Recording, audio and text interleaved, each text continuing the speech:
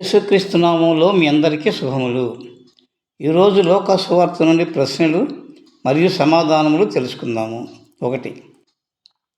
యేసు దేవుని రాజ్య సువార్తను ప్రకటిస్తున్న కాలంలో గలిలయకు చతుర్థాధిపతి ఎవరు?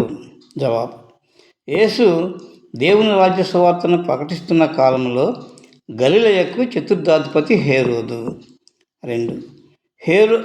కొందరు హేరోదుకు యేసు ఎవరై ఉండవచ్చునని చెప్పారు.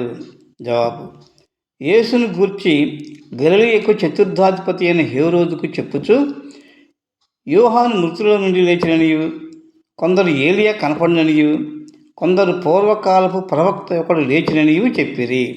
3. బాప్తిస్మమిచ్చు యోహాను తలగొట్టించినది ఎవరు? జవాబు: హేరోదు బాప్తిస్మమిచ్చు యోహాను తలగొట్టించెను. 4.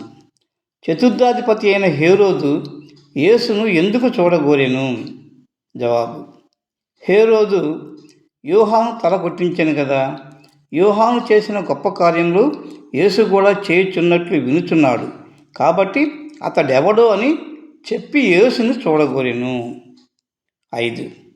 అపోస్తలులు సువార్త ప్రకటించి తిరిగి వచ్చిన తరువాత యేసు వారిని ఎక్కడకు తీసుకుని వెళ్ళెను? జవాబు: అపోస్తలులు సువార్త ప్రకటించి తిరిగి వచ్చిన తరువాత యేసు వారిని బెత్సయిదా అని ఊరికి తీసుకుని వెళ్ళాను. 6. యేసు బెత్సయిదాకు వెలుట చూసిన జనసమూహము ఏమి చేసెను?